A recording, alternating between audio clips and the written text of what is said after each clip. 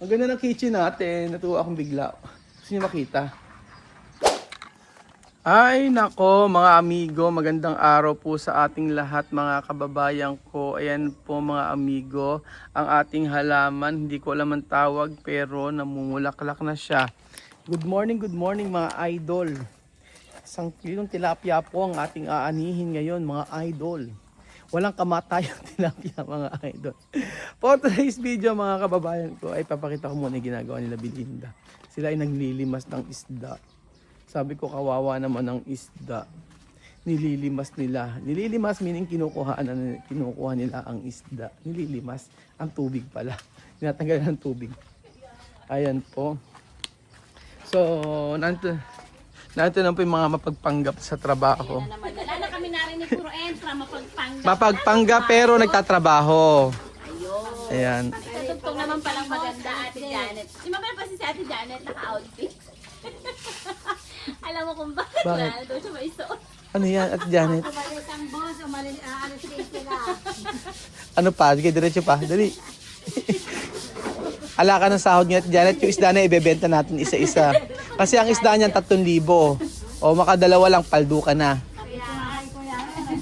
Nagkahamong kami isa, sila kami Sige, ka naman, pero masama loob na. Sige, Ayan. kumuha lang kayo. May isda dyan na yun. Tsaka yung pako. O, yun.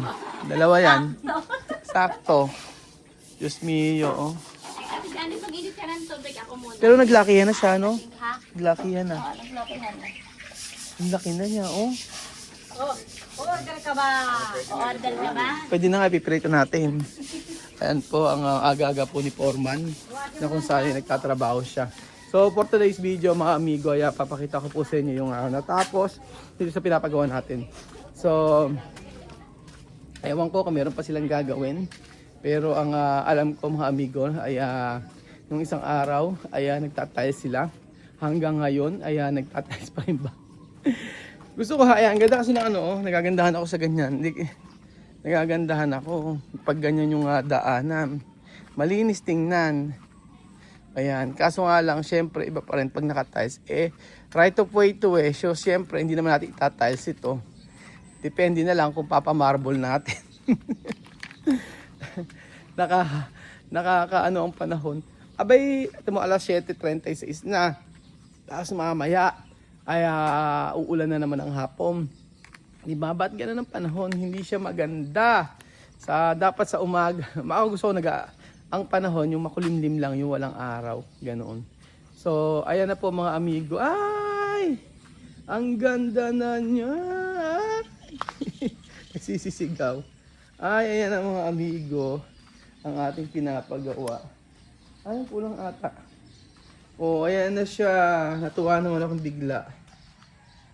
Ayan na. Ang ganda ng kitchen natin. Natuwa akong bigla. Gusto niyo makita? Ganyan ang ganda ng pagkakagawa. Ang ganda ng pagkakagawa ng kitchen.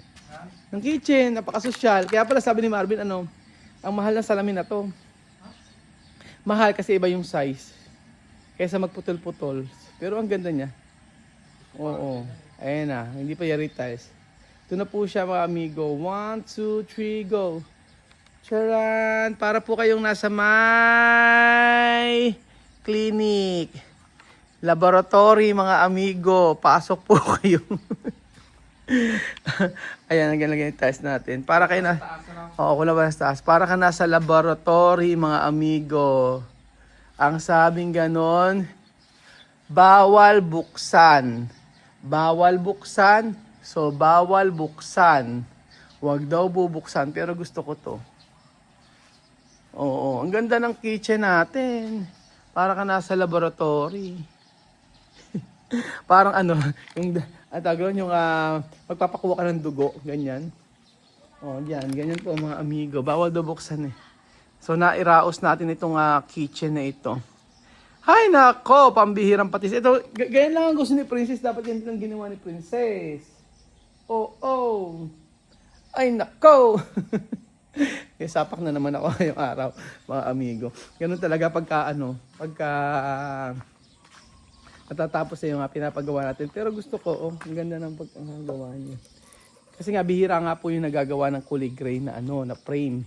So usually, tingnan nyo po mga amigo yung mga ginagawa. Ganyan lang talaga siya, yung black. Yan yung mga, ayan. Ganyan yung mga frame. Usually ng mga gumagawa.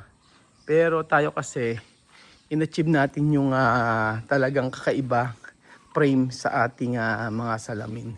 Kaso nga lang, high-end na siya. Medyo mahal na nga po. Kaya lang, maganda naman kasi siyang tingnan. Tingnan mo, hindi lahat nagpapagawa ng ganitong klase Ayan po mga amigo. So pag nakurtinahan, tama pala si Ate Chia, pag nakurtinahan maganda. At least naayos natin. Tapos, edi syempre, maglagay tayo dyan ng mga upuan para sa umaga. Parang gandang tingnan. Ganda niya. Maganda Belgian. Yan ang sinasabi ko, dapat ganyan lang yung room. If ever magpapagawa tayo ng room sa kabila. Pero kasi si Kuya Belgian, merong gusto. Ayan, pagkatapos siya, maganda na siya. Wow! Wow, ang ganda! Late reaction. Wow, ayan na siya! Ano ba title nito? Wow, ayan na siya! Tapos na siya! 99.9%. Tapos may magko-comment, sa July mo sabihin. Ewan, di pa kayo nasanay sa akin. Tapos naman na nga, ang problema na nga lang, cabinet. Ganun po, mga amigo. Ayan na siya. Di ba? Ma-appreciate mo na siya ngayon. Ay, ang ganda niya pag ganyan. Oh, chan.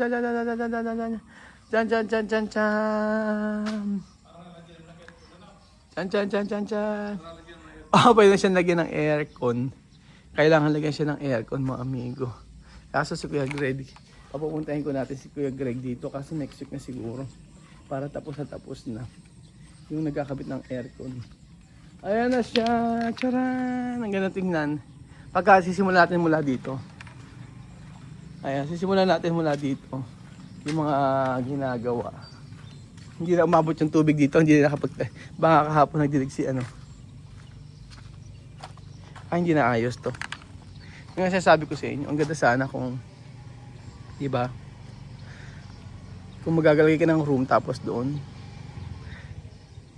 Ayan, charan. Maganda na siyang tingnan.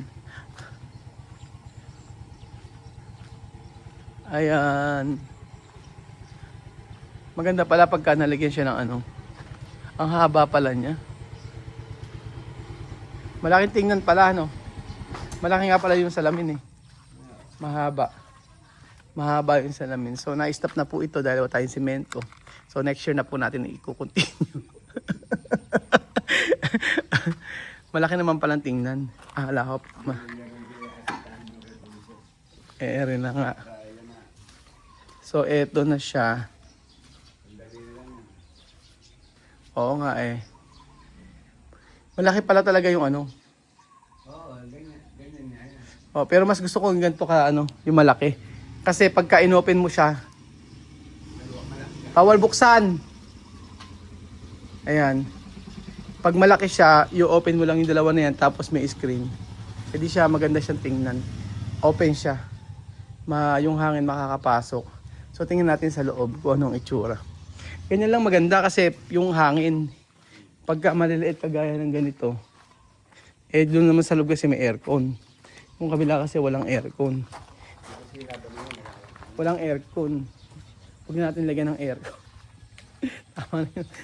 Tama na yun. Importante. Ayan, eto nga kahapon pinagkakaskas ko. Ayan, sobrang dumi Tapos naglinis kami dito kahapon. Ngayon, nilagyan niya pala ng grout. Nalagyan na rin pala ng grout. Kasi no? Hindi naman nalagyan lahat Hindi niya natapos. Dapat kasi umaga niya tirahin. Umaga tirahin. Mas maganda kasi yariin niya na. Ngayon, yan ang unahin niya. Oo nga, magwaga kasi dapat hindi na unahin. Tapos sabihin mo nang matapos agad to, yung kabila naman. Ayan, dalawa niya. Kaya nga. So pasok po tayo mga amigo. Ayan, ang ating halaman. At si Kuya Belgian. Wala pa kaming lamesa. Wow. Dito siya grout kahapon. Ayan, dito siya grout kahapon. Ang gano'n naman nila kuya, naayos nila. Hindi ko alam kung ano gagawin nila dito. Kulang pa. Ang kulang pa, mga salasalamin. Nag-grout pala siya kasi kahapon dito, kaya siya naglinis. Ayan. Ngayon. And then, mga salamin. Actually, maganda naman siya. Ayan, oh. Hindi naman siya mainit, Kuya Belgium, lalo na pag sa umaga. Ang laki niya, ang luwang niya. Oo. Tapos malalagyan nga siya ng ano, ng kortina. Oo, maganda siya pag nilagyan ng kortina. Kulang ng ano, kulang ng wala pang nailalagay. Magaling, okay naman yung kapatid ni Marvin. Siya, kapatid ni Marvin ang gumawa nito eh. Ang nagustuhan ko, may mga salamin na ito may tabas na. Kulang pa nga. Kakabit na lang siguro nasa taas. May tabas na eh. Ayan. Mainit kapag ka nakaganyan lang. Pero, pag binukas mo yan, mahangin yan. Tingin mo, kailangan pa ba natin mag-aircon dito? Pag naglagay ka ng aircon dito, dito sa kabila, walang ibang choice. Kaso nga lang, TV dito. Inaano natin dito, yung para sa akin kasi, kakain ka na naman tanghali dito. Saan? Yan, kainan dito. Okay naman yung ganito? Oo, kasi ito lang naman yung dirty kitchen natin. Ang iniisip ko lang dito yung saan yung ano. Pag naglagay ng ano, may kortina rin dito eh. Pero hindi naman siya masyadong mainit eh. Maaga pa kasi. Maaga pa, pag tanghali siguro. Check natin. Diba yung kay Beljun? Ang ingay naman niyang ano mo, may daga. May dagang pumasok. Sabi, brok. Asa na si Axel? Ang aking sidekick. Nawala na naman siya sa aking paningin. So tapos naman na mag-grout dito. Nag-grout kasi dito. Tinapos nga ba niya yung grout? Okay. Meron nang grout siya. Okay. Ang wala pang grout dito. Kaya nga ayoko naman kasi lumipat dito mga amigo nang hindi pa tapos talaga lahat. Kasi ang hirap ng titira ka, tapos makakulang pa ng mga ibang gamit. Mas maganda yung kumpleto na. So, hopefully makalipat by August. Pero ipipush natin yan mga amigo. Kagaya niyan, na yan. O diba ano pa rin siya, kulang-kulang pa rin siya. Wala pang cabinet. Sabi ko nga kay Marvin, unahin yung cabinet. Ito lang naman isa, dalawa lang muna, tsaka ito. Baba isa, tatlo na to. Oo, alam niyo po ba, ang pinakamahal kasi, ang pinakamahal na, ito pa nagasgasan nila. Yan yung nga Kuya Pintor, para ano nito may mga ang pinakamahal na part sa bahay, pagpapagawa kitchen, kasi doon yung mga mahal na mga gamit. Ayan, nag-grout na rin pala siya rito. Lilinisin na lang pala.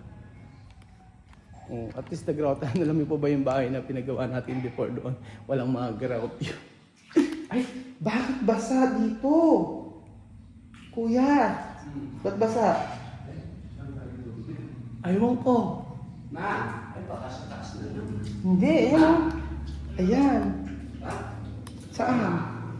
Ay, dito. Sa kwarto. Umulan ba?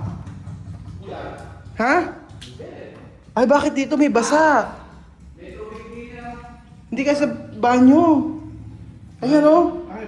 Ba't basa? Saan tatagas? Alang tagas? Bakit nagatagas dito sa CR nang galing ata? Hindi ka sa CR dyan? Saan kaya nagaling naman yan? Aba, ewan ko. Baka may tumagas. Dito? Hindi Ayan na, di na doon papunta sa kwarto. Sa CR ata eh. Rami CR din eh. Diyan eh. Paano saan? Galing din yan. Sige nga. Wala, ganyan lang yan. Saan galing yung CR? Galing tubig dito. Wala naman dito sa ano. Lumang tubig. Hindi pwedeng Hindi ka sa... Paano na yun? Hindi sa Bani Belgium. Hindi kami sumabog na tubo rito. Ay, sa labas yung tubo no? Sa tubo yun. Wala naman. Baka may natapon lang. Kami natapon lang.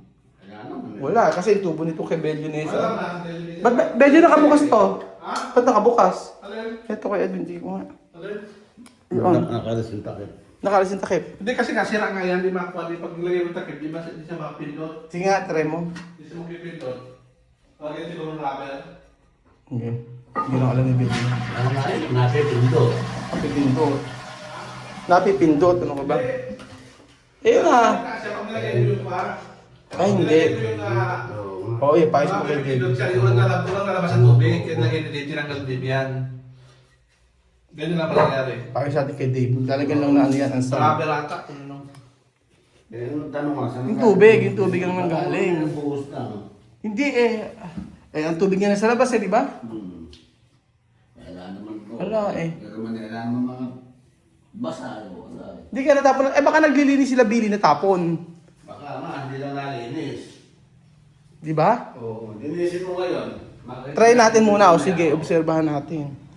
Posible naman dyan manggaling sa gitna. Oo, abay pagka ganyan madudulas ka Dahil dyan. manggaling doon sa taas, hindi lalabas din yan. Abay, hindi lalabas din yan. Tsaka makita mo, may tumutulo yan. Isa nang galing ang tubig. Natakon lang ganyan. Abay, bumaha sa bahay. Diyos mio. Posible naman Kaya nga. na sa gitna nagkaroon. May bumaha. Tawagan si Belinda Belgium. Baka tanong lang natin. Kuya Edwin, kape. So, ayan po mga amigo. Ito na po ang ating bahay. Ang latest po, ang natapos. At kailan pa ba? Diyan na lang tayo magkape. So, thank you so much po mga amigo. Tayo magkape at mag-bonsai mga amigo. So, pasensya natin mian. Itong bonsai na ito ay pag uwi mo na lang kunin, pakidilip. Hinihingi. Ayan, hindi pa naayos natin eh. So, thank you so much po mga amigo. At nandito na po tayo sa laboratory clinic kung saan ay magpapakuha tayo ng dugo. So, thank you so much po mga kababayan ko at I love you so much. With the love of the Lord, mahal ko po kayo mga amigo. Adios. Kape na tayo!